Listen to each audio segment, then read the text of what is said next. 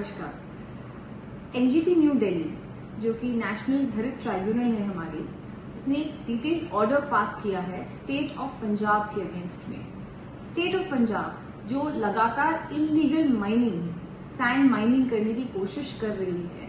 In order की उनकी जो आप गवर्नमेंट की अभी इलेक्शंस आ रहे हैं उस पर फोकस करने के लिए जो इलीगल माइनिंग की जा रही है उस पर रोक लगाते हुए ये ऑर्डर पास हुआ है। एनजीटी ने ये कहा है कि जो सैंड माइनिंग होती है, जो भी आप एनवायरनमेंट के लिए करते हो, जो खाली आप फ्लड मैनेजमेंट के लिए करते हो, सिर्फ उसके लिए उसके लिए एनवायरमेंटल क्लियरेंसेस की जरूरत नहीं होती। लेकिन अगर आप एक भी टुकड़ा उस सैंड का या बजरी का या उस रेत का जो आप निकालते हो जमीन से, उसको आप मार्केट में बेचते हो, तो it is called commercial mining. उससे आपको पैसा मिलता है। अगर आप कमर्शियल माइनिंग के लिए ये सैंड को यूज करना चाहते हो तो आपको 4-5 टाइप की लाइसेंसेस और सारी परमिट्स की रिक्वायरमेंट होती है।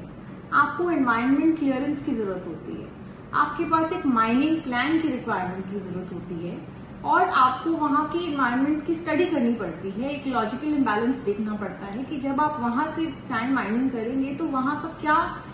स्थिति रह जाएगी, जिसके बेसिस पे अगर दोबारा फ्लड्स आए तो उस जगह को कैसा इम्पैक्ट होगा, वहां की मछलियां, वहां के जो पर्यावरण है उसको कैसे इम्पैक्ट होगा, उसको इम्पैक्ट असेसमेंट कहते हैं। माइनिंग प्लान होता है कि आप कितनी वहां से रेती निकाल सकते हैं जिससे कि वहां उस एरिया को कोई हार्म ना हो बल्कि फायदा हो। ये सारी चीजों को ध्यान बिना रखे स्टेट ऑफ पंजाब लगातार अटेम्प्ट्स करे जा रही है इन ऑर्डर कि आप इस उल्लंघन करके, सारे लॉज का उल्लंघन करके वो चाह रही है कि बस इलीगल माइनिंग हो। अक्टूबर 2025 में एक स्कीम ऑलरेडी प्लेस में थी जहां पे जो फार्मर्स है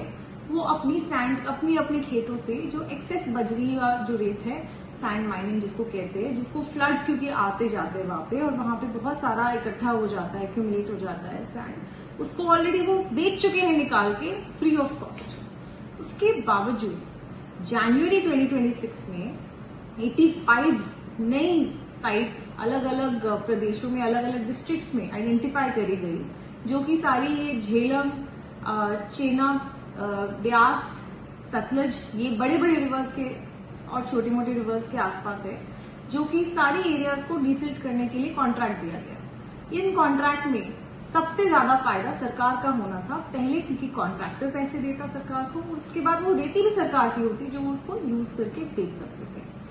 2 अप्रैल 2026 को एनजीटी ने पहले एक डिटेल्ड ऑर्डर पास किया था उन सारे नोटिफिकेशंस और टेंडर्स को स्टे करते हुए,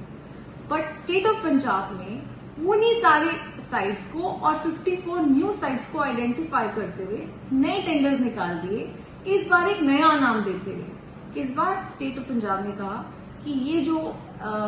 टेंडर्स हैं ये no cost to government tenders होंगे। इसके बेसिस पे सरकार का कोई पैसा नहीं लगेगा, पर सरकार को उसके बदले में रेती मिलेगी, और जो पर्सन है जो कॉन्ट्रैक्ट टेंडरिंग करेगा वो भी रेत बेच सकता है, तो वो अपने शेयर का रेत बेच सकता है और सरकार अपनी शेयर की रेती बेच सकती है।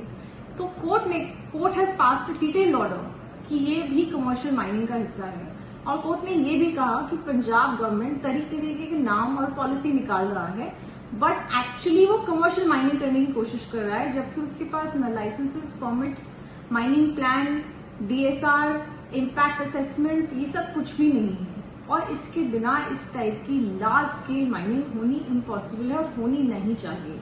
तो एनजीटी ने ऐसा ऑर्डर पास किया है जिसके तहत ये सारे नोटिसेस भी अब स्टे हो गए हैं, पुराने वाले नोटिसेस भी स्टे थे, और आगे से कोई भी ऐसी सैंड माइनिंग की रिक्वायरमेंट अगर स्टेट करता है जो एनवायरनमेंट के लिए, जो फ्लड मैनेजमेंट के लिए, तो वो जरूर करे, वो बेच नहीं सकता। लेकिन अगर ऐसी सैंड को बेचा जाएगा कमर्शियल यूज के लिए तो पहले एनवायरनमेंट क्लियरेंसेस का होना बहुत जरूरी है।